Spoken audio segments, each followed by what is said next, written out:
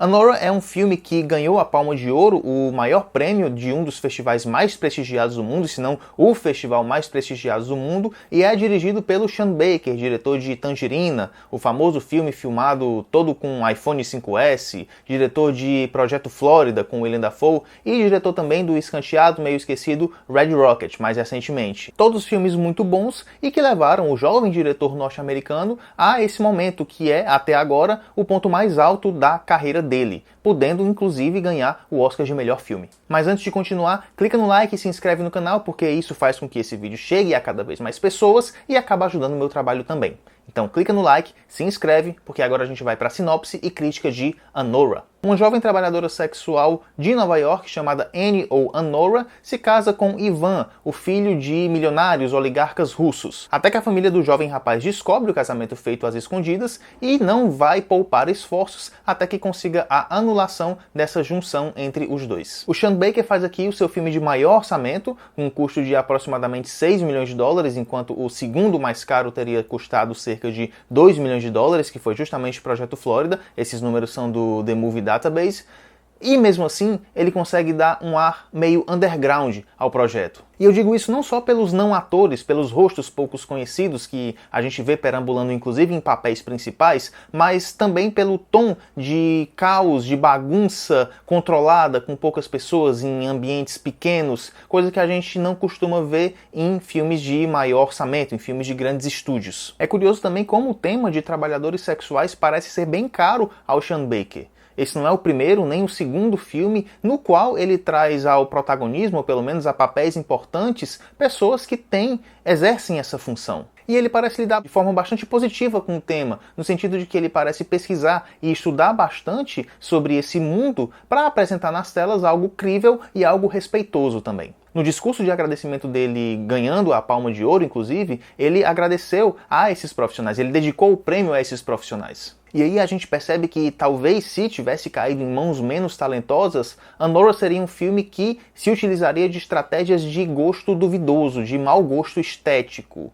Aqui a gente percebe que o Sean Baker, ele filma os corpos, principalmente o da Anora, de uma forma que não é fetichista. Nas poses mais vulgares existe uma distância. Nas tomadas mais próximas, a boa parte do que a gente vê em tela é o rosto da Anora, o que denota que a intenção do protagonista não é fazer um filme que explore a sensualidade de maneira vulgar ou gratuita, mas aspectos que vão além, onde a nudez, além de justificada pela própria trama, é filmada de maneira bastante equilibrada e respeitosa. Mas se em termos imagéticos existe esse desvio do vulgar que é bastante positivo, o roteiro representa aqui um grande porém do filme, ao retratar algumas personagens femininas de uma maneira que não convém em termos de representatividade nos dias de hoje. Essas questões problemáticas a gente pode ver no papel de uma mãe que aqui é super controladora, está em um estado de histeria constante, ou então em uma colega de trabalho da Anora que é invejosa e deseja e faz o mal para Anora simplesmente porque sim,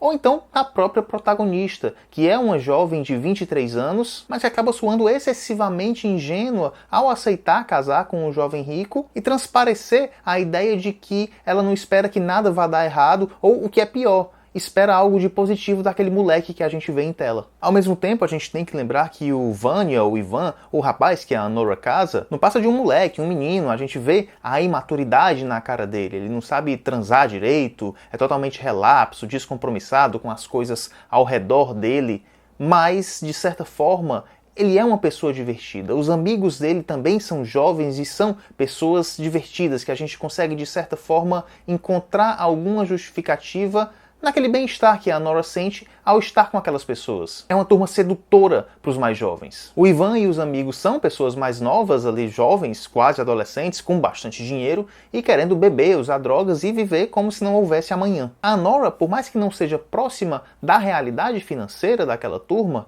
é bastante próxima na idade. Então é quase como se fosse a Moni de Projeto Flórida, aquela menininha que morava do lado da Disney.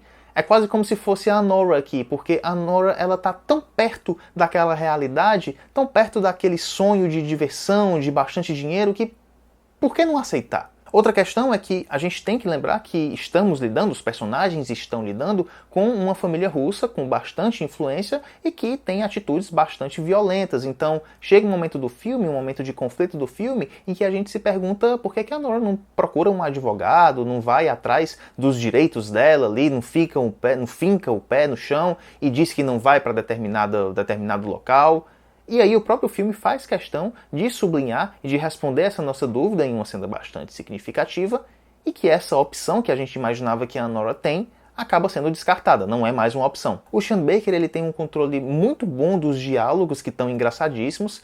Aliás, eu acho que esse é o filme mais engraçado do diretor. Além disso, apesar do caos frenético que toma conta da trama durante boa parte da projeção, o diretor também tem um controle dos personagens, dos próprios personagens, que são em sua maioria bobos, mas carismáticos na mesma medida. Nos conflitos que se sucedem durante a trama, o espectador consegue entender e ficar do lado da Nora, mesmo nas decisões mais equivocadas que a protagonista toma. Além disso, de certa forma, o diretor e roteirista aqui ele nos apresenta mais uma vez, assim como ele fez em Red Rocket ou mesmo em Projeto Flórida, uma ideia de sonho americano desvirtuado e falido, representado pelos personagens. Nesse conto de fadas moderno, a jovem Cinderela e o príncipe encantado se transformam em uma trabalhadora do sexo e um herdeiro rico, irresponsável e imprudente que se envolvem em uma união como tragédia anunciada, e onde quase todas as gentilezas do filme partem do Igor, do personagem do Igor, que é